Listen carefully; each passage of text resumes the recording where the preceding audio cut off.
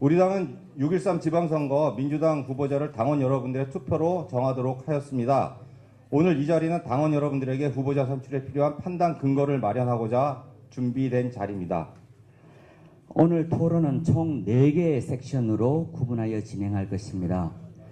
각 주제별 섹션의 시작은 사회자의 질문으로부터 시작합니다. 그리고 후보자의 답변이 모두 끝난 다음에 발언권을 얻어 각 후보가 다른 후보에게 주제의 범위 내에서 질문을 하실 수 있습니다. 이 상호 토론은 주제별 사회자의 질문에 답하는 상대 후보자의 답변을 잘 들으셔야 질문하실 수 있고 답변하실 수 있을 겁니다. 첫 번째 주제는 출마의 변입니다. 2가지 질문을 드리도록 하겠습니다. 왜 부천시 의회 의원을 하려고 하십니까? 그리고 왜 더불어민주당 소속으로 출마하고자 하십니까? 이 2가지 질문을 한꺼번에 드리니 함께 답해 주시기 바랍니다. 먼저. 안녕하십니까. 가선거구 예비후보 모경입니다. 제가 왜 시의원이 되려고 하냐고 물으신다면 저는 우리 동네 그리고 제가 사는 동네에 착한 욕심 때문이라고 말씀드리고 싶습니다. 저는 동네 일에 관심이 많아 우리 동네뿐만 아니라 부천시에서 일어나는 일이라면 안 끼는 데가 없었습니다. 한마디로 오지랖이었죠. 그러면서 부천시에서 하는 계획을 많이 알게 됐고 자연히 우리 동네랑 직접적으로 관련 있는 계획, 예를 들면 전통시장 지원, 환경 정화, 등하교 워킹스쿨 등을 우리 동네에 했으면 좋겠다라는 생각에 같이 할 사람들을 모으고 지금은 사라진 구청과 동주민센터 문도 두드리면서 동네 봉사활동 일을 시작했었습니다. 이후 제가 했던 과정들이 주민들과 공공이 함께 지역 일을 해나가는 과정인 것을 알게 됐고 이것이 거버넌스, 그것을 제가 경험했다는 것을 알게 되었습니다. 누군가 관심을 가지고 함께 할 사람을 모으고 지지 기반을 해줄 수 있는 기관과 협의를 하면 지역이 변한다는 것을 동네 일을 하면서 느꼈습니다. 그리고 자부합니다. 아득했던 지난 정권 이후 새로운 대한민국을 만난 지금 뉴스뿐만 아니라 내 주변 사람들도 어려운 살림에 조금씩 희망을 품는 것을 보면서 변화를 느낄 수 있었습니다. 저는 그동안 동네 봉사일을 하면서 앞서 말했듯 먹고 사는 것, 함께 풀어나가는 것, 아닌 것은 변화시켜야 하는 것이 우리가 정말 잘 살기 위해 행복하게 살기 위해서는 꼭 필요한 가치라는 걸 알게 됐습니다.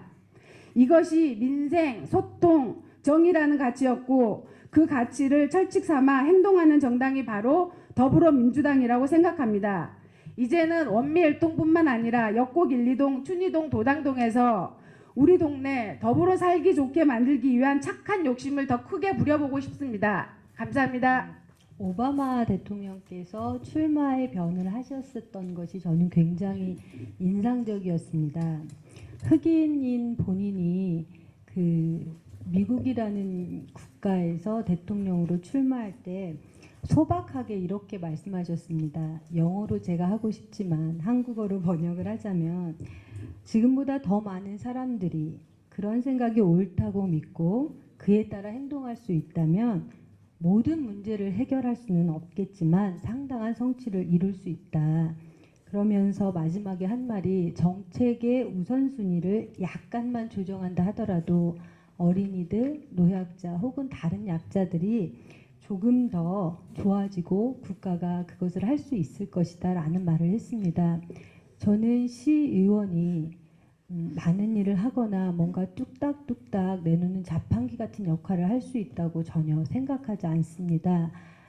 특히나 국가 재정이나 중앙정부의 예산을 다루는 역할이 아니기 때문에 동네에서 티도 나지 않으면서 뭐 그렇게 바쁜 척 하냐는 욕을 들을 수도 있는 자리였고 저 또한 시의원들을 보면서 그들의 활동을 체감하기 어려웠던 적이 많았습니다. 그런데 최근에 제가 출마에 결심을 하고 지역의 상황들을 둘러보았습니다. 지역구 민심들이 어떻게 변화되고 있지? 2014년 지방선거를 보니 강동구, 정재현 시의원이 합쳐서 49%를 득점하고 다른 타당은 35%를 득점했습니다. 2016년에 김경엽 의원님은 42.43%를 득점했고요. 그리고 또 타당은 34%를 득점했습니다. 17년 대선 때는 문재인 정부가 무려 44%를 득점했습니다. 우리 그 원도심 지역인 가선거구의 유권자들이 지속적으로 문재인 혹은 더불어민주당을 지지하는 추이가 계속 늘어나고 있음을 발견했습니다. 이것은 뭘까? 지금껏 부천에서 여당의 역할을 했던 시장님이나 4개 지역구의 국회의원, 각각 영역에서 활동한 시의원들에게 지지를 보내고 응원을 하고 있다는 표현일 수 있겠다는 생각을 했습니다. 하여서 저는 10년 동안 당 없이 무당파로 지냈었는데 민주당의 당원으로 가입하면서 이런 지역의 정세의 변화, 흐름, 그리고 집권 여당으로서 시정을 했기 때문에 제가 하고 싶은 행정이 아무리 작더라도 실현 가능할 수 있겠다. 현실 정치에서는 실현을 하지 않고 이상만 가지고 있으면 어렵지만 그간의 행정의 연속성과 실현 가능성, 그리고 문재인 정부가 들어서면서 내건 정책이나 목표들이 저의 이상과 맞닿아 있었기 때문입니다.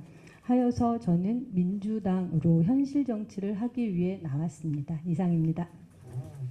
제가 부천 시민신문 기자를 할 때 역곡인가 어느 동네에서 2대인가 시의원 주민토론회가 있었던 적이 있습니다. 그리고 나서는 아마 전국에서도 처음일 거고, 그리고 우리 부천 역사에서도 처음인가 싶습니다. 그리고 제가 기억하기로는 그렇습니다. 그래서 토론회를 통해서 여러분과 만나게 돼서 굉장히 반갑고요. 사람에겐 누구나 명예욕이 있습니다. 그리고 자기 이름 석자를 드높이고자 하는 욕구 같은 거죠. 그러니까 그래서 주민을 위해서 일을 해서 그 평판으로 이름이 드높여지는 것, 이런 게 뭐 정치인의 숙명 같은 일이라고 생각이 듭니다. 저는 개인적으로 정치를 하거나 연애를 하거나 한 게 한다고 되는 일은 아니라고 생각합니다. 하게 되어야 되는 시점이 돼야 할 수 있다고 생각합니다. 그래서 한 4년 동네를 열심히 다녔는지는 모르겠는데 제 휴대전화엔 전화번호가 가득 차고 사람들의 민원이 쏟아지는 걸 보면 실제로 일을 하긴 하나 봅니다. 근데 그래서 이제 동네마다 보여지는 것들이 좀 있습니다. 원미동은 조금 있으면 주차난 때문에 폭발 직전이고요. 역곡은 아이들이 수영하러 다닐 곳이 없어서 궁동에 가거나 고강동으로 가야 하는 현실. 이런 동네마다의 숙제, 그리고 도당동, 춘희동 경계지역은 아직도 재개발 문제가 해결되지 않아서 소송 중이거나 또한 뭐 멱살잡이를 하고 드잡이를 하는 판, 이런 판들이 계속해서 벌어지는 한 주민들의 삶은 요원할 거라는 생각이 듭니다. 그래서 그런 과정들을 하나하나 고쳐보는 게 정치인인 제가 하는 일, 그리고 주민의 삶의 질을 높이는 일이라고 생각합니다. 그래서 할 일이 남았고 그걸 할 수 있는 정당이 우리 당이라는 생각이 듭니다. 그래서 항상 드리는 말씀이지만 아직 할 일이 좀 남았습니다. 할 일을 마치면 시의원 그만하려 합니다. 저는 오늘 정재훈 후보를 타겟으로 나왔습니다. 네, 정재훈 후보에게 질의해 주십시오. 네. 그 4년 전에 출마할 때 동네북이라는 슬로건을 걸고 나오셨고 무엇인가를 하겠다고 이야기를 많이 하셨습니다. 본인이 시의원으로서 4년간 죄송한데 몇 가지 질문할 수 있어요? 제한 없습니다. 시간은 총 30분 이내에서 오늘 발언을 마치셔야 포함해서 됩니다. 30분? 네. 짧게 하겠습니다. 4년 동안 본인이 처음 시작한 마음 그대로 4년 의정활동을 잘 하셨는지 가장 중점을 두고 한 것에 대한 평가를 한다면 어떤 것이 있을까요? 초심을 지켰다고 할 수 없습니다. 초심 같지 않더라고요. 마음이 마음 같지 않고요. 그리고 한 3년쯤 되면 게을러지고요. 4년째 되면 문자 보내는 횟수가 줍니다. 그리고 다시 한 텀을 지나고 나서 선거 때가 되면 굉장히 예의가 발라지고 SNS 글이 자주 올라갑니다.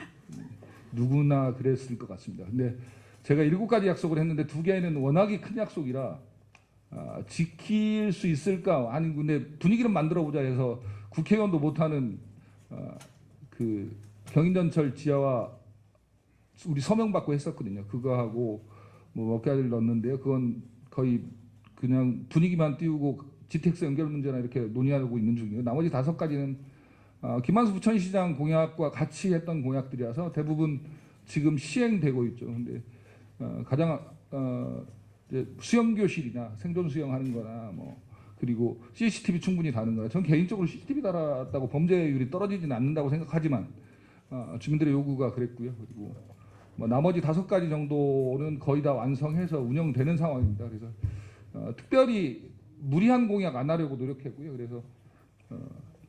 그래서 얼추 잘 된 건 같습니다. 근데 아직도 부족하죠. 초심 지키는 것 녹록지 않더라고요. 하나 더 여쭤보자면 지방의회의 역할은 조례를 제정하고 행정사무를 감사하고 예결산을 심의하는 것이 주된 역할이라고 알고 있습니다. 그런데 그 지난 4년간 통계를 쭉 뽑아보니 그동안 저희가 4년 동안 58회 재정 개정을 했더라고요. 근데 그 중에 우리 정재원 의원님이 대표 발의를 한 건은 2개가 있었는데 하나는 상정 전에 철회됐고 하나는 개정안이 있고 그 외에는 참여 자료는 많이 했었는데 대표 발의 건수가 없었는데 혹시 특별히 대표 발의를 하지 않은 것 이유가 있습니까? 유명한 말이 있습니다. 부천시에 되게 유명한 말이 있는데요. 저기 앉아 계신 서은성 의원님하고 저하고 윤병국 의원이 조례를 발의하면 부결되거나 좌초됩니다. 그것은 어떤 거를 의미하세요? 이유는 뭐 다들 아실 거니까 여기 오신 분들 거의 다 아시죠? 이게 잘 안 되는 이유. 이게 이런 겁니다. 사실은 싸움 전선에 선두였으면 모난돌이 정 맞는 것처럼 동의들을 잘 안 해줍니다. 솔직히 말씀드린 거예요. 아예 포기하는 경우가 많습니다. 우리 김종석 선배처럼 열심히 주변과 어울려서 뭘 하거나 이런 건 좀 힘겨웠던 게 사실입니다. 그리고 대척점에 항상 섰던 것에 앞자락에 서 있는 사람이라서 그닥 조례가 잘 가거나 이럴 가능성이 없기 때문에 아예 포기한 측면이 많죠. 이게 솔직한 답변입니다. 네, 저희는 JTBC처럼 즉시 팩트 체크를 못합니다. 이 점 양해해 주시면 고맙겠습니다. 두 번째 주제는 후보자의 삶과 시대적 가치입니다. 그래서 더불어민주당의 공직 후보로 나선 후보자가 그동안 어떠한 삶을 살아왔는지 간략히 설명해 주시고 자신의 삶이 더불어민주당이 추구하는 이 시대적 가치를 실현하는 것과 어떠한 관련이 있는지 구체적으로 설명해 주시길 바랍니다. 예, 저는 학생운동 2년, 노동운동 8년, 정책보좌관으로 4년, 그리고 사회적 기업 9년, 사회적 기업을 하면서 53만 그릇의 식사를 나누었습니다. 그 더불어민주당의 정강 정책은 13개 정책 분야 56개의 정책 의제로 정리될 수 있습니다. 그 정책 분야 중에 사회적 약자, 소수자와 인권을 존중, 보호한다. 저는 국회에 4년 동안 있으면서 노말헥산이라고 하는 사용처가 분명하지 않은 화학약품을 계속 사용한 노동자, 태국 여성 노동자가 안진뱅이 병에 걸려서 일어나지 못한 사건을 폭로하고 안전 사각지대에 있는 이주 노동자의 문제 권리에 앞장섰습니다. 10인 미만 사업자인 식당에 종사하는 종업원들과 고용주들이 어떤 어려움을 겪는지 살펴보고 정책을 내기도 했습니다. 매년 장애인을 고용하게 의무로 되어 있는데 장애인을 고용하지 않고 분담금을 내는 가장 많은 기업이 삼성임을 매년 지표로 폭로하기도 했습니다. 이런 저의 정책 활동들은 사회적 약자, 소수자의 인권 보호를 위한 활동들이었습니다. 동일노동, 동일임금, 노동가치 존중이라고 하는 정책 분야에 대해서 저는 93년부터 2000년까지 안한반도체 노동조합을 하며 법적으로 보장된 생리휴가를 써야 할 때 증거를 내라는 그런 사용자, 저희의 이름은 없고 머신의 이름으로 불리어야 했던 그 노동 정책을 바꾸기 위해 맞아가며 싸우며 안한반도체에서 9년간 3교대 근무를 했습니다. 더불어 잘 사는 사람이 중심이 되는 경제라는 것을 실현하기 위해 한 번도 한국 사회에서 실험해보지 않은 사회적 기업이라는 조직을 통해 사회적 가치와 경제적 가치를 실현하는 일을 했습니다. 복지, 근간소 복지국가 완성이라는 것을 위해 지역의 복지협의회랑 함께 활동을 했습니다. 이런 저의 일련의 활동은 13개 정책 분야 56개 정책 의제에 맞닿아 있습니다. 제가 하도 페이스북에 고향 얘기를 많이 해서 어디서 태어났는지 거의 다 아실 겁니다. 서해로 사고 났던 위도란 동네가 제 고향인데 옛날에는 영광군이었습니다. 그래서 영광군이었는데 논산과 바꿨죠. 논산을 충남으로 주고 위도를 전남에서 전북으로 바꿨죠. 그만큼 이렇게 번성했던 섬이었죠. 조기 잡던 칠산바다가 제 고향이었습니다. 제가 요즘 자주 쓰는 말인데 제가 인생을 허투루 살지 않았나 뭐 이런 고민을 좀 자주 합니다. 제 인생을 요약하면 학생운동, 기자, 홍보 전문가 그리고 공직자의 삶을 살았습니다. 사실은 사람들이 되게 의아하게 생각하시지만 제가 서울신학대학 신학과 목사지망생이었습니다. 그래서 근데 제가 대학을 들어간 시점이 87년도였으니 그 뜨거운 항쟁의 시기를 겪으면서 소심한 교회 오빠가 달라지기 시작하더라고요. 그래서 그때 이제 달라져서 학생운동을 열심히 하다가 그때 당시 강동구 의장님이랑 같이 라면 많이 먹었습니다. 그 유한대 총학생회 놀러 가서 같이 먹고요. 그래서 제 옆에 학교 같이 투쟁했던 동지였죠. 그리고 그렇게 해서 학생운동도 뭐 인천 지역, 부천 지역 학생들이 모이는 집단의 간부도 하고 뭐 이렇게 오랜 시간 학교를 좀 운동하러 다니는 듯한 게 살아오신 분들이 많을 텐데 김경엽 국회의원님도 학교를 데모로 가지지 않았나 뭐 이런 의혹이 있지만 그런 것처럼 이렇게 다들 그렇게 다녔던 대학이었습니다. 그래서 그 이제 학교 신문사 사진부장도 하고 이래서 제가 사진을 찍고 이러니까 동네 잘 아실 겁니다. 저기 김명원 선배라고 당시 부천 부민혁 의장님 하시고 이럴 때 부천 시민신문 사진기자가 빈다고 너 사진기자 좀 해봐라 이래서 드디어 직업의 전선으로 우루과이 라운드 반대 단식 농성하다가 입사 시험 보고 그래서 그 신문사 기자가 됐죠. 그래서 그 기자가 됐을 때 박명혜 후보가 파업할 때 제가 취재 갔던 기자였습니다. 그래서 이래저래 인연들을 따지면 그래서 그 박명혜 후보 제 책에도 썼지만 한 20년 넘게 알던 사람입니다. 그렇게 오래 알던 분들이 같은 정치 일선으로 나온다는 게 반갑고 좋은 일이긴 합니다. 그렇게 기자했고 여러분 다 아시겠지만 말지 기자했고 한겨레 신문에서 한겨레 리빙이라는 회사를 만들어서 벼룩시장 업계를 먹어보겠다고 한겨레가 나섰다가 한 80억 까먹을 때 그 회사 노조위원장이었고요. 그러다가 노무현 대통령이 되시고 나서 한국농촌경제연구원에서 농업홍보 담당하는 홍보팀장이었습니다. 이거 한 8년 했는데요. 그때 월급이 꽤 많았는데 김만수 시장의 꼬드김에 넘어가서 제가 비서팀장으로 오면서 정치 인생이 시작됐죠. 그래서 그렇게 정치를 해왔습니다. 그리고 저는 제가 선택할 것도 없이 민주당의 당원이 됐고 민주당의 후보가 돼서 지금은 치의원을 하고 있습니다. 그리고 여러분은 빼빼로데이를 11월 11일로 아시는데 그날이 여러 가지 의미가 있는 날이고 농업인의 날이기도 합니다. 그리고 가래떡데이라고 요즘 부르죠. 그 홍보를 최초로 했던 게 저였습니다. 그래서 그렇게 홍보 전문가로서의 삶을 한 8년 살았고요. 그리고 지금도 주로는 그런 삶을 살고 있습니다. 그러니까 인생 허투루 살지 않도록 열심히 살고요. 그리고 민주당의 당원으로서 정체성이 맞도록 최선을 다하는 중입니다. 항상 지적을 잘 받아들이고 열린 자세로 살아야 되는데 되게 고집스러운 사람이라 그 점은 좀 약점이긴 합니다만 염종현 의원님보다 좀 더 존경하는 김경엽 의원님의 지도를 잘 받도록 하겠습니다. 네, 저는 사회적 강자와 약자를 구분하지 않고 저희 더불어 사는 사회적 가치를 추구하는 것처럼 저 모경이도 지역 주민들과 서로 돕고 소통하며 한 20여 년을 살아왔습니다. 이러한 삶이 더불어민주당이 추구하는 사회적 가치와 뜻을 제가 같이 한다라고 생각하고요. 저는 무엇 하나 그냥 지나치지 못하는 성격 때문에 동네 민원이 들리면 되든 안 되든 나서서 해결하려고 하였습니다라고 말씀드릴 수 있을 것 같고, 제가 그동안에 저희 지역에서 활동했던 것들을 그냥 부족하지만 조그만하게 이렇게 사진으로 만들어 봤습니다. 저는 이걸로 답을 가름하겠습니다. 나 시간 너무 많이 뺏기는데. 네, 박명희 후보님.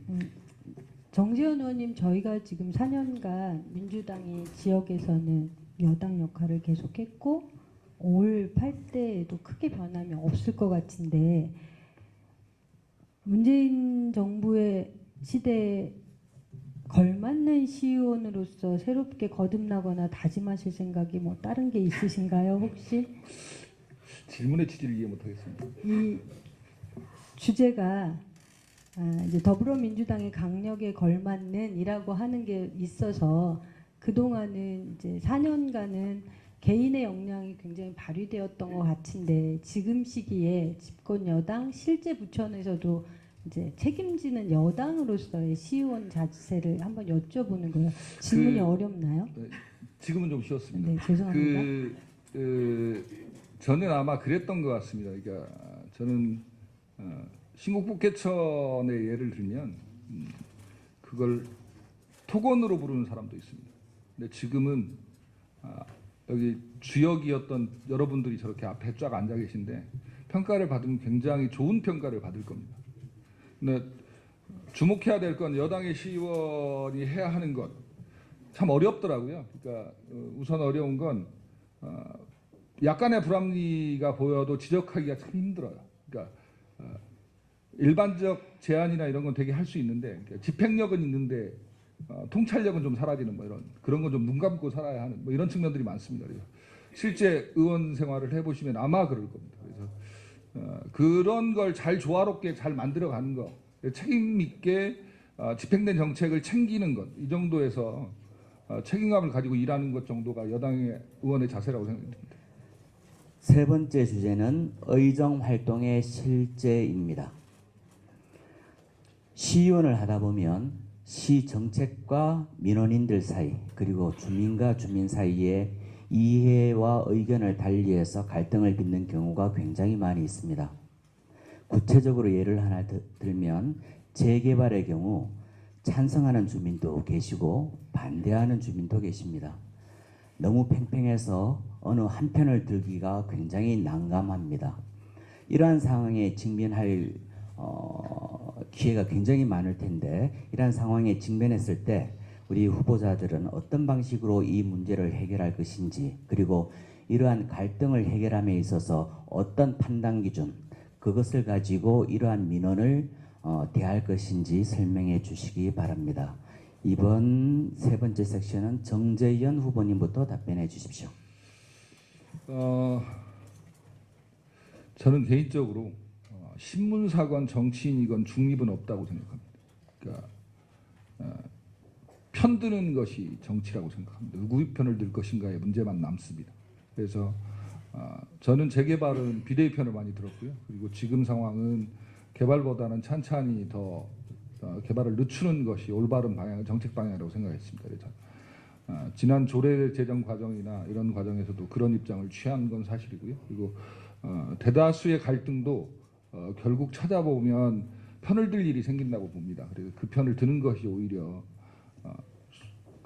더 정치인다운 선택을 해야 될 때라고 봅니다. 그리고 예를 들면 항상 선택의 기로에만 있거든요. 정치인은 조례를 찬성할 거냐 말 거냐, 그리고 자방대 컨테이너 용인할 거냐 말 거냐, 이런 걸 선택하도록 강요받는 것이 정치입니다. 실제로는. 그러면 그럴 때마다 계속해서 한 편을 들거나 선택을 해야 하거나 아니면 의도적으로 포기하거나 눈 감거나 해야 되는 일이 되게 많습니다. 그걸 다 그렇게 고민하다 보면 어느 순간에 보면 누구 편을 들어야 할지 명쾌해질 때가 많습니다. 그때는 더 추진력 있게 밀어붙이는 정치를 해왔다고 자부하고 앞으로도 그럴 생각입니다. 제가 지금 현재 출마하려고 하는 저희 가성거구는 주차 쓰레기 안전 등의 다양한 난제를 갖고 있습니다. 이로 인해서 저희 지역 주민과의 갈등과 민원이 끊이지 않고 있는데요. 제가 22여 년간 지역에서 다양한 봉사활동을 하며 수차례 지역 주민들과의 민원 사례를 접했고 이를 함께 해결한 경험이 있습니다. 저희 과거 언미일동의 한 구역에는 항상 쓰레기가 쌓여 있어서 행인들과 인근에 거주하시는 주민들이 악취와 비위생적인 환경으로 인해 많은 민원이 발생했는데요. 그 쓰레기는 그 이후에도 계속 그곳에 남아 있었고 결국 빌라에 거주하시는 한 분은 이걸 해결하지 못하고 이사를 가는 상황이 발생했었습니다. 이유를 본 저는 이를 나서서 해결해야 되겠다고 생각했습니다. 이에 대한 대안으로 같은 생각을 가지고 있는 주민들과 함께 고민한 끝에 저희 마을에 벽화도 그리고 화단 조성도 하며 쓰레기 무단 투기 인식도 개선되었고 미관 정비도 되는 일석이조의 효과를 볼 수 있다는 의견도 계속 나왔습니다. 이에 부천시에서 운영하는 자원순환마을 운영사업에 지원을 했고 현재 이곳에는 마을 벽화와 화단 조성을 통해 쓰레기를 버려서는 안 되는 곳이라는 주민들의 인식을 변화시켰습니다.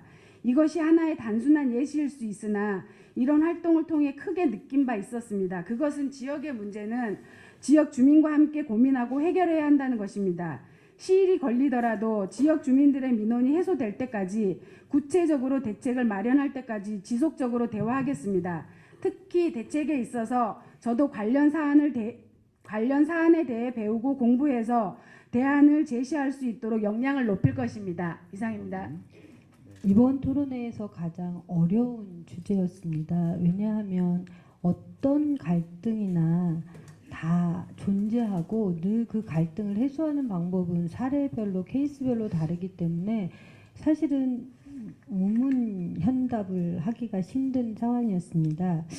그럼에도 불구하고 저는 이제 앞서 정재현 의원님이 편들기라는 표현을 하셨는데 저도 막상 들어가면 편들기를 할 수밖에 없을 상황일 겁니다. 기표를 하건 결정을 하건 간에. 근데 제가 이제껏 지내오면서 이제 꼭 견지하고 싶었던 자세는 무엇이었냐면 선택은 어쩔 수 없이 합니다. 그런데 그 선택이나 선택을 받게 되는 경우도 있고 선택에서 낙오가 되는 경우도 있었는데 이것이 선과 악의 구도는 아니라는 겁니다. 즉 성공과 패배 혹은 선과 악이어서가 아니라 최선과 차선이라는 혹은 우선순위와 차순위라고 하는 것으로 이 갈등 구조를 바라보지 않으면 해결이 돼서도 너무나 많은 상처가 났습니다. 예를 들면 제가 전국의 최연소 노동조합 사무국장을 했었는데요. 아남산업이라는 그룹사와 전체 교섭을 하는 대표로 들어갔었는데 그때 교섭을 지난하게 끝내고 몇 년 동안 회사가 한 말이 있어요. 노사교섭할 때 꼭 들어와야 되는 노동조합 측 대표로 박명애를 선택한다. 노동조합 측에서도 우리 대표로 박명애가 나갔으면 좋겠다. 노사 문제는 맞고 싸우고 굉장히 치열한 싸움을 하는 와중에 잠시 대화를 하러 가는 정말 극단의 경우들이 많았었거든요. 그럼에도 불구하고 회색 분자도 아닌데 양쪽에서 다 무엇인가를 요청하고 기대했다는 건 뭐냐면 싸움이라고 하는 건 있을 수 있지만 적절한 지점을 찾아내는 과정과 방식에 있어서 일정하게 상식선에서 혹은 주의 주장을 하더라도 비난과 손가락질을 하지 않는 그런 교섭 방식 혹은 대화 방식이 제가 견지하려고 했던 것이었을 겁니다. 뿐만 아니라 제가 조그만 그 공영 주차장 운영을 할 때 24시간 아니 365일 새벽 2시에 열어서 10시까지 운영을 하면서 기사분들 밥을 헤매긴 적이 있는데 밥이 맛이 없다고 일하시는 분들 안에 주방으로 식판을 던지거나 숟가락을 던지거나 굉장히 폭력적인 것이 많이 드러났었습니다. 그때도 저희 남자 직원들이랑 붙으면 큰 폭력 사태가 벌어지기 때문에 제가 나서서 다 진압하고 양해도 구하고 싸울 건 싸우고 정말 거친 이 태풍 속에서 의원이 그렇게 버틸 수 있었던 건 뭐냐면 제가 다 옳아서가 아니었어요. 그쪽 말도 이해를 하지만 우리가 이 와중에 선택해야 되는 것이 있기 때문에 참고 개선할 것들을 요청했던 거거든요.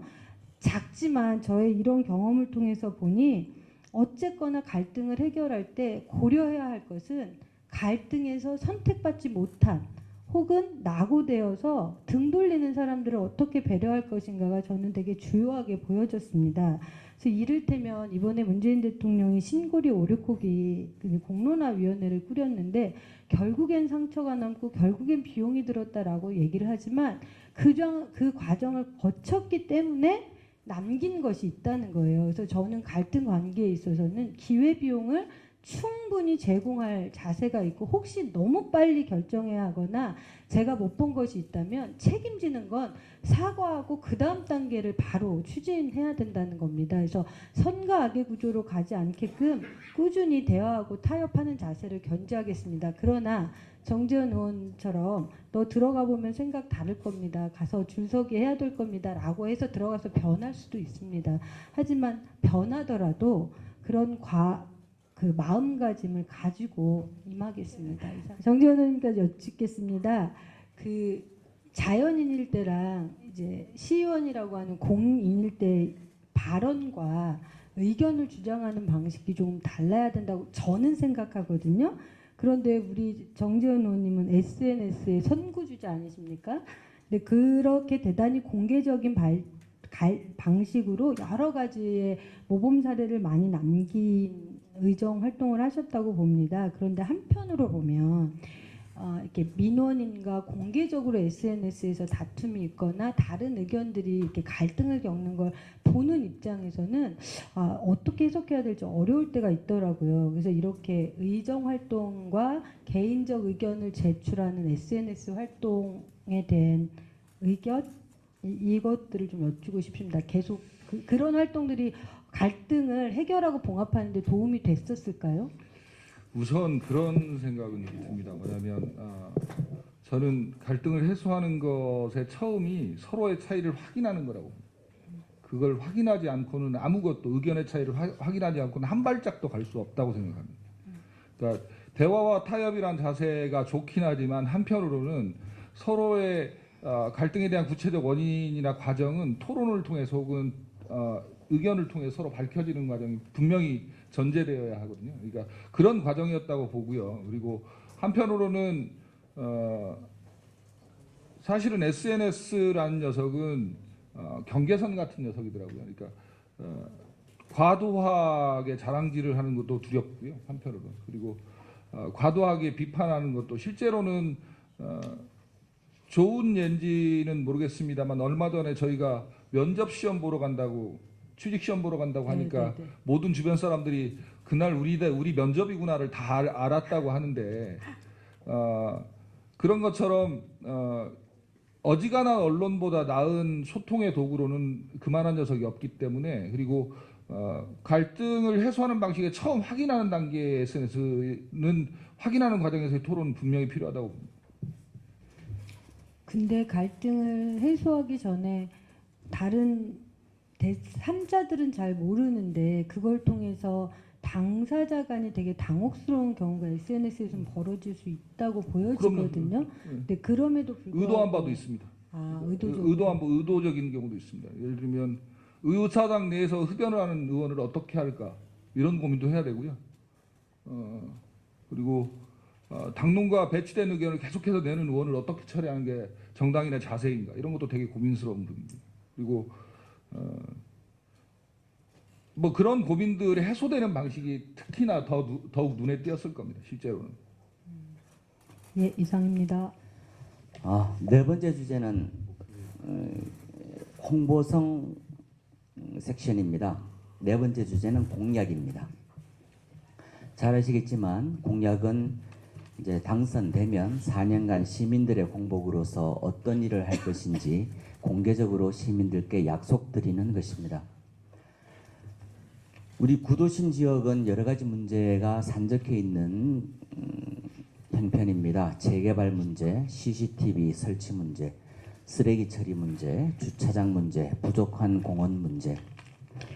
도시 형성 과정에서 제대로 계획되지 못했던 그러한 여러 가지 숱한 난제들이 쌓여 있습니다. 이러한 지역 문제에 대한 깊은 고민과 대안 마련은 우리 구도심에 살고 계신 모든 주민들이 공통적으로 기대하는 바일 겁니다. 이 섹션에서는 후보자의 공약 모두를 다 말씀하실 수는 없을 테고 대표 공약 하나씩만 소개해 주시고 이 공약을 언제까지 어떠한 방식으로 실천할 것인지 설명해 주시기 바랍니다. 기대하기는 예산은 얼마나 들지 가늠해 보시면 좋겠습니다만 그것은 제가 봐도 과도한 요구라고 생각돼서 예산 문제는 거론하지 마시고 그 공약을 언제까지 어떠한 방식으로 실천해 낼 것인지만 말씀해 주시면 되겠습니다. 먼저 양해를 구하자면 하나만 이야기를 하라고 했는데 하나만 하지 않고 그냥 저의 태도와 바람 정도를 말씀드릴까 합니다. 이제 제가 출사의 면에서도 중앙정부와 지방정부를 잇는 그리고 사람과 사람을 잇는 역할을 하고 싶다고 했었는데 사실은 제 슬로건이 명쾌한 명예시와 함께하는 5353이에요. 뭐냐면 5개 동에 5개의 공영주차장, 5개 동에 5개의 작은 어울마당, 5개 동에 5개의 사회주택 이것을 하고 싶다는 것이 저의 공약인데 실제로 그 공약을 실현하려고 쭉 조사를 계속 했었어요. 5개 동에 공영주차장을 내겠다고 하는 건 이렇게 보면 저희 요번에 시장으로 나오신 출마하신 후보님들의 공약의 대부분 구도심 지역의 공영주차장을 넣겠다고 되어 있고 이미 2018년 예산에도 공영주차장 전통시장 공영주차장 예산이 되어 있어요. 그래서 제가 굳이 공영주차장을 다 짓겠다 이렇게 할 필요 없이 시장님들께서 만들어주시면 숟가락을 살짝 얹는 전술로 가고자 합니다. 다만 고민은 뭐냐면 공영주차장을 실제로 그렇게 많이 만들 수가 있는가 하는 거예요. 그래서 한 번도 찾아보지 않았지만 이번에 뭐를 찾아봤냐면 도대체 부천에 등록된 차량 대수가 몇 개고 공영주차장은 몇 개를 만들면 이게 해결될까? 아무리 뒤져도 차량이 나오지 않더라고요. 그래서 어떻게 했냐면 부천에 등록된 세대별 차량 대수를 다 뒤져보니 33만 7천 세대가 있고 자가용이 31만 대가 등록돼 있어요. 계산해보니 한 세대당 0.94대, 한 세대에 한 대씩 같은 다 있다는 거예요. 근데 원미구에 우리 그 지역구에 다 계산을 해보니 현재 있는 이 밀집도가 어느 정도냐면 차량은 19대인데 주차장은 한 대가 있는 꼴. 물리적인 계산만으로 이렇게 나오는데 더 심각한 문제는 신도시는 아파트나 개인주택들이 있어서 일정하게 해결이 된다는 거예요. 근데 우리 지역은 아파트나 개인주택이 없이 공동주택이기 때문에 이 밀집도나 체감이 훨씬 크다는 거거든요. 그래서 아무리 예산을 들여서 물리적으로 주차장을 만든다 하더라도 차량은 계속 늘어날 거니까 해결 가능성이 별로 없어 보이더라. 그래서 그러면 어떻게 할 건가? 사고에 전환을 한번 해보자고 생각한 거예요. 아까 신흥초등학교에 지하주차장 만드는 거 이제 시의원님들이 열심히 해주셨는데 그런 방식이죠. 기존에 있는 공간을 시간대별 혹은 주체를 달리해서 공유하는 것. 그래서 아파트 단지에도 들어가서 딴 사람이 세우면 딱지 띄고 욕하고 그렇잖아요. 그래서 그런데도 주간 야간 거주자 우선 구역 전통시장 마찬가지로 기존에 확보된 곳을 공유하는 방식으로 할 수 있으면 좋겠다. 그래서 어려운 말로는 공유경제라고 하지만 실제로 이런 것들을 하기 위해서는 아파트의 세대주뿐만 아니라 외부차가 들어오는 것에 대해서 아파트 주민들이 열어주시고 학교에도 좀 열어주셔서 안전을 담보로 하되 공간에 대한 책임을 행정이랑 시민들이 짓고 이런 식으로 뭔가 물리적인 방법이 아닌 것을 고민을 같이 하지 않으면 도저히 물리적으로 예산 투입이 된다고 하도 어렵다 이런 고민이 하나 있고요. 이제 동별로 작은 어울마당을 좀 해보고 싶다고 생각해서 쭉 조사를 했었는데 이미 역곡에는 문화체육센터 건립, 어울마당이라고 하는 게 예산과 부지가 다 되어 있더라고요. 그런데 제가 살고 있던 강남시장 일대 거기는 도서관도 없고 복지관도 없고 굉장히 이제 힘든 곳이었는데 어머니들이나 학생들을 만나면 다들 뭔가 커뮤니티 공간, 안전하게 모일 수 있는 공간들을 요구해요. 그래서 확인해 보니 부천에는 시립도서관이 11개가 있는데 우리 지역구에는 3개나 있고 작은 도서관들이 부천에 73개가 있는데 우리 선거구에 8개가 있는데 안타까운 건 이 73개가 있기는 하나 매년 평가를 해서 지원하는 건 반텀, 살아남는 건 또 반텀. 그러니까 이건 뭐냐면 인프라는 민간인들이 이렇게 깔아놓은 게 많은데 지속가능 유지가 굉장히 어렵다는 거거든요. 그래서 돈을 많이 들여서 어울마당이나 이런 인프라를 까는 것도 중요하지만 제가 볼 때는 이런 지역의 자원들과 공간들을 활용해서 내용을 채워주는데 행정이 좀 더 예산을 배치하면 어떨까. 그래서 지난 도서 사업 쪽에서는 순환사설을 해서 작은 도서관들에 배치를 했죠. 평승합수센터나 그 문화재단에서 하고 있는 각종의 사업들을 지역의 민간들이 하고 있는 각종 커뮤니티에서 여러 가지 프로그램을 하고 있어요. 그런데 이런 것들이 다 사업비 중심이고 단타적이라 인건비 비중을 다 민간인들이 떠맡고 있다는 거죠. 그래서 이런 커뮤니티 공간이나 도서관들의 기존 인프라를 활용해서 내용을 채우는 방식으로 이것도 전환을 하면 설치비보다는 훨씬 많이 절약이 되면서 이제 체감할 수 있는 건 더 좋겠다 이런 거고요. 사회주택을 다 이제 지역마다 해보고 싶다고 생각했는데 이미 청년주택, 사회주택, 노년주택 해서 시장 후보님들이 또 많이 냈어요. 그래서 이번에도 여기서 숟가락을 살짝만 얻고 이제 사회주택을 하고 싶은데 우리 제가 살고 있는 지역구에서 주요하게 본 게 뭐냐면 인구 추이는 다 아시잖아요. 아동 인구가 감소하고 고령 인구가 늘어나는 것까지는 상식인데 거기에 가구 수의 변화를 한번 봐봤어요.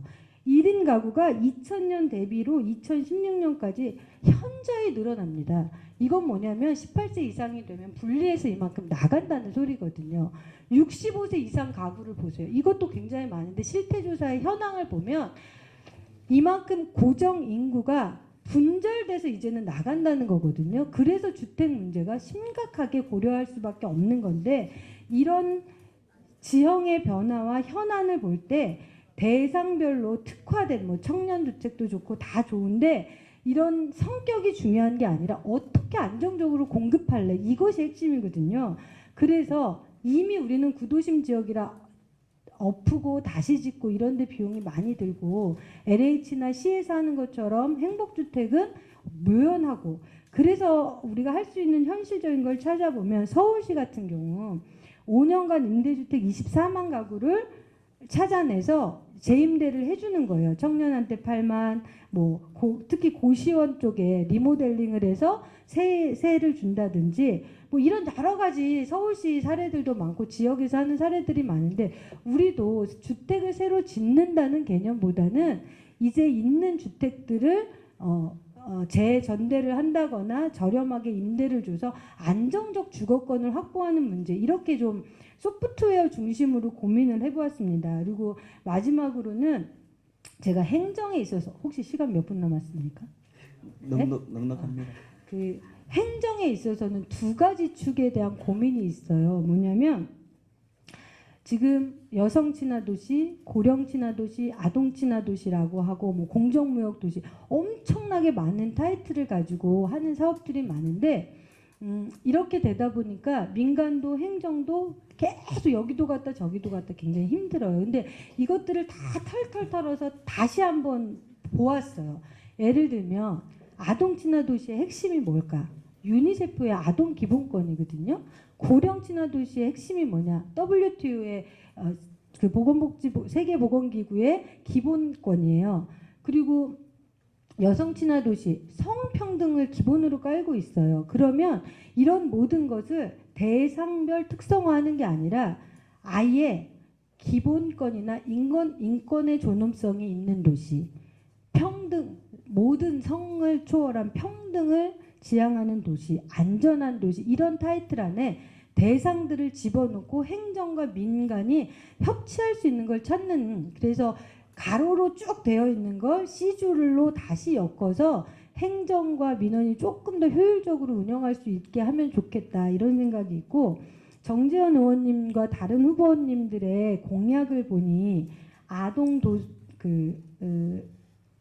고등학교까지 친환경 무상급식 확대 이런 것들이 이제 굉장히 칭찬할 만한 거고 좋은 건데 이미 예산으로 잡혀 있는 것도 많고 확대 가능성이 있더라고요. 그래서 그 영역은 기존의 의원님들께서 하셨으니 저는 기존의 행정이 잘 보지 못한 부분을 좀 보고자 합니다. 뭐냐면 학교 밖에 있는 친구들, 가정 밖에 있는 분들은 통계조차 잡히지 않아요. 그리고 니트라고 해서 취업을 해야 할 적정 나이에 집에 있어서 취업 인구로도 잡히지 않아요. 어떤 통계에도 잡히지 않는 이렇게 수많은 존재하는 존재들이 많이 있거든요. 이분들을 어떻게 할 거냐는 거예요. 그런데 부천에는 이미 오래전부터 그런 학교 밖, 가정 밖 청소년들에게 긴급 지원을 하고 밥을 나누고 뭔가 할 수 있도록 모인 청개구리 밥차라는 곳이 4곳이 곳곳에 있기도 하고 쉼터도 있고 뭐 여러 가지 고민을 하는 단위들이 있는데 다 민간이 돈도 내고 뭐 하고 있거든요. 그래서 제 생각에는 이렇게 행정이나 법 테두리 밖에 있는 이 존재들을 찾아내서 뭔가 행정들이 지원하는 역할을 한다면 좋을 것 같고요. 저는 그거를 꼭 해보고 싶습니다. 그리고 이제 마지막으로는 그런 같은 맥락에서 아직 우리가 행정에서 잘 케어하지 못하는 분야가 있는데 이것도 기본권의 관점이에요. 예를 들면 적정기에 빈곤, 건강, 성차별 등으로 인해서 글씨를 배우지 못하는 분들은 생활을 굉장히 하기가 어려워서 문해 교육을 하고 있는데 문해 관련한 기본 조례가 저희가 없고요. 또 연구자가 없이 돌아가셔서 그냥 방치되는 분들을 위해서 공영장례 조례 이런 것들을 만들고 결식우려 아동들이 학교가 밥을 먹고 집에 들어가면 밥을 먹을 데가 없어서 편의점 카드로 먹는데 이런 어쨌든 복지 영역으로도 들어오지 못하는 분들에 대한 촘촘한 지원을 하기 위해선 이런 조례들이 좀 필요할 것 같아요. 그래서 이런 서울시나 혹은 다른 지자체에서 하고 있는 조례들을 쭉 검토해서 제도를 만들어 보고 싶습니다. 이상입니다. 공약 제가 이번에는 5개만 하려고 하는데 5개만 하고 놀겠다는 취지는 아닙니다. 원미동 저쪽 원미 이동에 있는 신곡천 공영 2주차장 거기가 50면 정도 되죠. 주차장 예산이 얼마였는지 혹시 기억하세요? 50년 정도 되는데 50대 되거든요. 50억 들었습니다. 한 면당 1억짜리입니다. 그러니까 매입의 경우가 그렇습니다. 사유지를 매입하는 경우 한 면당 1억, 또 지하로 파면 한 면당 5천만 원 뭐 이렇게 됩니다. 사실은 이제 사유지를 매입해서 주차장을 하겠다 이건 가능한 일인지 잘 모르겠습니다. 근데 이제 그나마 좀 중앙정부 예산이 나오는 것들은 어떤 거냐면 시장이거나 뭐 이런 곳들이 나올 수 있습니다. 그래서 김경임 의원님과도 여러 번 고민하고 학부모의 반발을 어떻게 설득할 거냐 뭐 이런 고민도 있지만 북초등학교 지하 1층을 주차장으로 만드는 데는 한 60억 정도 됩니다. 그리고 2층까지 지하 주차장으로 만들면 110억 정도, 그러니까 한 170억 정도면 북초등학교 전체 교사 전체를 운동장 지하를 파면서 전체 1층에는 차가 한 대도 안 다니게 아주 안전한 학교로 만들면서 지하 주차장을 만들 수 있습니다. 그러면 원미동 일대의 획기적 전환은 이룰 수 있을 겁니다. 그리고 또 한 곳은 두산 아파트와 서광사 가는 사이 풍림 아파트 쪽까지 있는 단절 토지 혹은 거기는 매입해서 수영장이나 혹은 주차장 플러스 수영장 정도로 하면 원미동에 있는 북초나 원미초 아이들이 혹은 또 뭐 부일초 아이들이 수영하러 저쪽 뭐 서광사에 가거나 이러지 않아도 될 만큼 좋은 조건을 갖추고 있다고 생각이 듭니다. 그래서 이런 주차 문제가 실제로는 굉장히 심각한데 해결책이 그닥 보이지는 않습니다. 그래서 그 박명희 후보가 얘기했던 공유 주차장은 이미 부천시가 여러 곳에서 시행하고 있습니다. 북중도 시행을 했고요, 신흥초등학교도 시행을 했고, 그리고 그 부흥시장과 풍림아파트는 논의를 하고 있는 중이고요. 그리고 이래저래 논의가 좀 진척되고 있음을 알려드리고요. 그리고 주차 문제 하나만도 이렇게 복잡하게 꼬여 있습니다. 그리고 원민시장 주차장도 지금 상인의 자리 건물에 그냥 같이 주차장을 좀 만들자 뭐 이렇게 얘기는 건네고 있습니다. 그리고 꼭 상상시장 주차장은 그 수영장 들어오는 파랑새 어린이집, 파랑새 유치원 부지에 한 층을 상상시장으로 쓰는 게 어떻겠냐라는 제안을 해둔 상태고요. 그리고 뭐 전통시장 중에 강남시장 주차장은 이미 예산이 서서 지금은 서로 저기 하는 중이고요. 협상해서 매입하는 중이고 뭐 이런 진행 과정들이 있는 일들이 많습니다. 그래서 그리고 사실은 친환경 무상급식, 친환경 의무급식을 저희가 시가 표방하고 있습니다만 실제로는 GMO나 이런 건 굉장히 고등학교는 아예 뭐 거의 진행이 안 되다시피 하고 넌GMO로 먹이는 게, 그리고 중학교도 행정편이나 각종 행정의 꼬임 때문에 좀 안 되는 곳이 많습니다. 제가 도당초등학교 학교 운영위원장 시절에 친환경급식으로 전국 대상을 먹어서 3천만 원인가 상금을 받은 적이 있습니다. 학교가. 그래서 그런 경험들을 좀 살려서 꼭 친환경 무상급식의 질을 한국에서 가장 좋은 밥을 먹이는 아이들로 부천 아이들을 키워내고 싶습니다. 이렇게 그렇게 하고요. 그리고 어린이 장난감 이동도서관은 이미 여수시에서 시행하고 있어서 큰 돈 안 들이고 한 1억 한 5, 6천의 여수를 다 하고 있더라고요. 그래서 한 2억 정도만 투입하면 장난감처럼 이렇게 아이들이 잠깐 쓰고 버리는, 잠깐 쓰고 서로 공유할 수 있는 이런 것들은 그렇게 관에서 직접 개입해서 서로 교환해 쓰거나 이런 것들을 좀 만들어 볼 생각입니다. 제가 아마 민원을 가장 많이 처리하는 것 같을 겁니다. 근데 사실은 그렇지 않습니다. 실제로는 다른 분들이 훨씬 더 민원을 잘 처리하고 오래 처리하고 뭐 깔끔하게 처리하는 편입니다. 왜냐하면 저는 SNS에 올려서 제가 했다고 자랑질을 좀 하는 편이고요. 그리고 다른 분들은 하고도 자랑을 안 하셔서 그런 겁니다. 그런 차이가 있습니다. 그리고 부천 시의원들의 수준들이 높아서 이렇게 시장 후보도 여러 명 있고 이런 겁니다. 그래서 여러분들은 제가 보기엔 부천 시의원 잘 뽑으신 것 같고요. 그리고 잘 뽑힌 만큼 열심히 일해서 다시 뽑을 수 있도록 열심히 노력하겠습니다. 저는 대표 공약 중에 하나를 쓰레기 문제 없는 마을 만들기로 하려고 합니다. 처음에 토론회 주제 예시로 말씀드렸듯이 저희 쓰레기 처리 문제는 우리 삶에서 빼놓을 수 없는 가장 중요한 문제라고 생각합니다. 제가 마을 활동을 하면서 쓰레기와 관련된 민원들을 수없이 접했고 앞에서 소개해드린 것처럼 자원순환 운영 사업을 진행해서 이를 해결했던 경험이 있습니다. 전신주 커버 부착이라든지 벽화 그리기, 화단 조성 등 긍정적인 효과를 얻었던 정책은 지역을 확대 시행하여 쓰레기 문제로 고통받지 않는 저희 지역구로 만들겠습니다. 그리고 정책을 시행하였음에도 변화가 부족한 지역은 주민들과 함께 마을 캠페인 등 공청회를 진행하여 저희 주민들의 인식 변화에 최대한 노력하도록 반영하겠습니다. 감사합니다. 네. 여기 김경현 국회의원이 경기도 공관위원이신데요. 그날 마침 안 오셨더라고요. 저희들이라서 안 오셨는데 거기 공관위원장님 하시는 윤호중 국회의원이 이렇게 묻더라고요. 혹시 경선에서 1등 하면 나번 하실 거예요? 1등 하더라도 나번 하겠습니다 했습니다. 이 약속을 드리고요. 그래서 그래서 혹시 경선하실 일이 있으면 두 분이 알아서 하면 될 것 같습니다. 그리고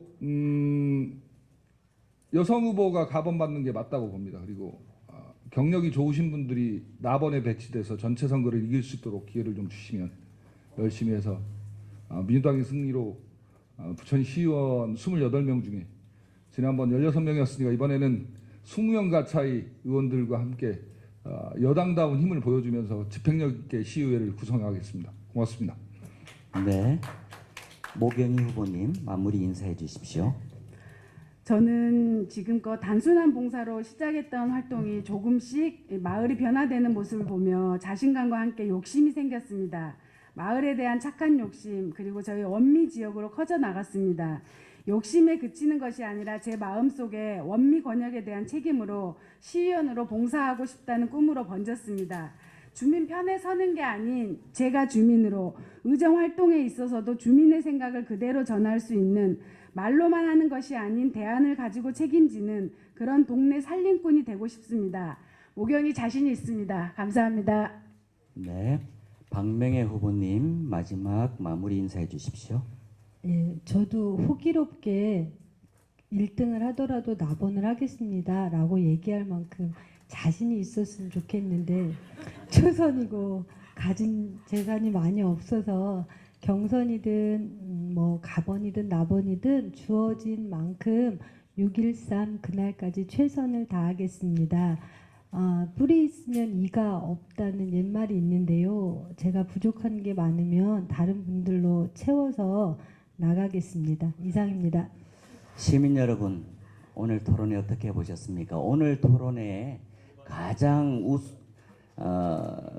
정말 모범적인 분들은 여기 토론에 참여하신 세 분의 후보들이 아니라 이 자리에 이 세 분의 토론을 정말 집중력 있게 지켜보신 분들이 아닌가 이렇게 생각이 됩니다. 정말 모범적으로 지켜봐 주셔서 오늘의 토론회가 한층 더 빛난 것 같습니다. 부천 시민들의 소중한 세금으로 고용한 시의원들이 모든 주민들의 마음을 다 충족시킬 수는 없겠지만 더불어민주당의 가치를 4년간 의정활동을 통해 어떻게 구현할 것인지 그리고 그럴 능력이 있는 분들인지 살펴보는 것은 정말 소중한 기회가 아닐까 이렇게 생각을 합니다.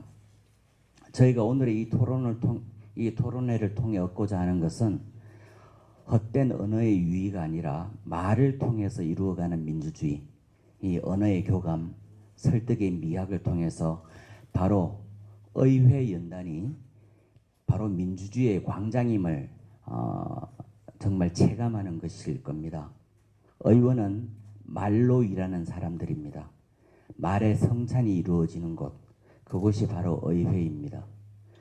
그러나 결코 말은 화려함에 가치가 있는 것이 아니고 그 진정성에 가치가 있음을 우리는 많은 곳에서 확인할 수 있습니다. 특히 우리 문재인 정부가 국민들에게 확고한 지지를 받고 있는 것은 바로 그 말의 진정성, 실천력 거기에 있지 않나 생각하게 되는 요즘입니다.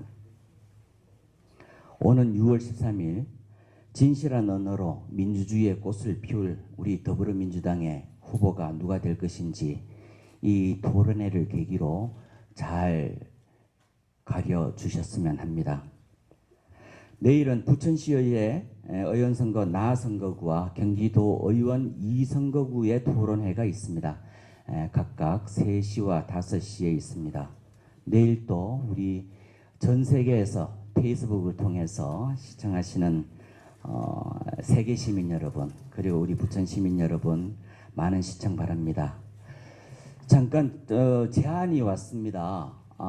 우리 후보님들이 시간을 너무 잘 지켜주셔서 혹시 우리 플로어에서 딱 하나씩의 질문만 받아도 답변하실 수 있으시겠습니까? 가볍게 해주시면 좋을 것 같습니다. 네. 그러면 우리 플로어에서 질문하실 분 계십니까? 우리 정지현 의원님은 정말 그 의회 활동도 잘하시고 그래서 지금도 자신감 있게 가번 아니고 나번도 괜찮다. 그래서 정말 좋습니다. 그런데 다번도 가능합니까? 예? 다번. 다번요? 3명 뽑는데 다번은 어떠시냐 이렇게 합니다. 잘 모르겠습니다.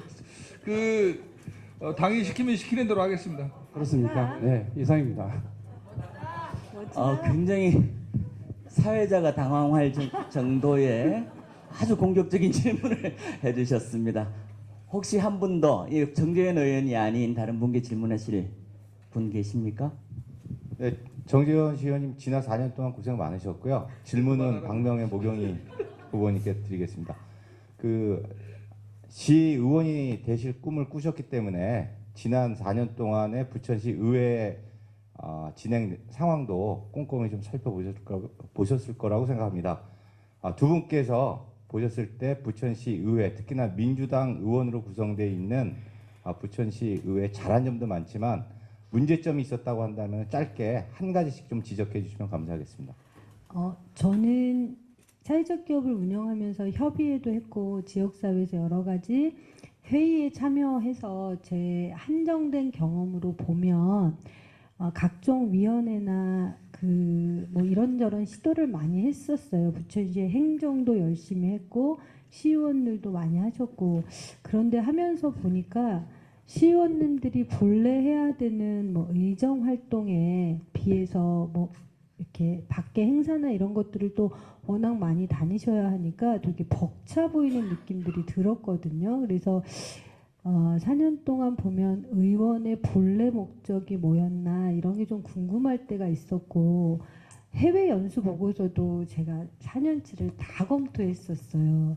그런데 보니 굉장히 비슷한 주제로 비슷하게 다녀오신 것도 있고, 우리들이 보기에 보다 굉장히 많이 여러 가지 활동을 하셨을 텐데 조금 아쉬웠던 거는 저는 소통의 문제였다고 봐요. 아무리 잘했어도 굉장히 상처가 깊거나 너무나 이렇게 적대적인 사람이 한두 분이라도 있었다면 그 상처가 다시 부메랑이 돼서 돌아가는데, 지역에서 간간히 저는 그런 이야기들을 들은 바 있었는데 갈등은 어쩔 수 없다지만 혹시 대화나 봉합, 결정 이후에라도 그런 노력들을 조금만 더 하셔서 이제 힘도 있고 능력도 있고 이제는 집권 여당이고 이러면 조금 더 품넓게 활동을 하시면 어떨까, 밖에서 봤을 때는 그런 게 조금 아쉬움이 있었습니다. 이상입니다. 답은 항상 먼저 해야 되는 것 같습니다. 저 박명혜 후보님과 같은 생각입니다. 네, 오늘 토론회를 진짜 마쳐야 될 시간인데요. 오늘 패널들도 수고해 주셨지만 같이 지켜보신 시민들, 우리 당원들이시겠죠. 굉장히 수고 많으셨습니다. 그런데 모든 분들의 평가, 지금 이 자리에서 평가하기는 좀 그럴 겁니다. 모든 분들의 평가를 들을 수는 없고, 처음으로 이 토론을 했으니까 이 지역의 지역위원장이시면서 국회의원이신 김경협 의원님으로부터 아주 간단하게 평가보다는 소회, 한번 해본 이 토론을 한번 해본 소회 같은 것을 한번 들었으면 합니다. 부탁드립니다. 네, 오늘 좀 지켜보셨는데 어떻습니까? 민주당 예비 후보들 할만합니까? 예, 잘하죠? 예, 실력이 있죠? 예, 잘할 것 같죠? 예, 아무튼 좀 그 첫 시도이긴 한데 그래도 역시 우리 이 사회를 맡아서 진행한 서원성 의원도 아주 진행을 잘 해주시고, 그다음에 아주 후보들이 아주 적극적으로 그래도 토론에 임하고, 정말 아주 또 딱 보니까 누가 준비가 좀 많이 돼 있구나 이런 것도 좀 보일 것 같은데요. 아무튼 준비도 좀 많이 한 것 같습니다. 아까 우리 사회자께서 얘기했듯이 말의 유의가 아니라 진정성 그리고 실천력이 대단히 중요하다라는 것 다시 한번 강조를 하고, 그런 면들을까지 다 참조해서 우리 당원들과 유권자께서 판단을 해주시지 않겠느냐 이렇게 보고 있습니다. 늦은 시간까지 그래도 끝까지 자리 지켜서 이렇게 열성적으로 청취해 주시고 함께 해주신 우리 당원님들께 다시 한번 감사드리겠습니다. 고맙습니다. 네, 감사합니다.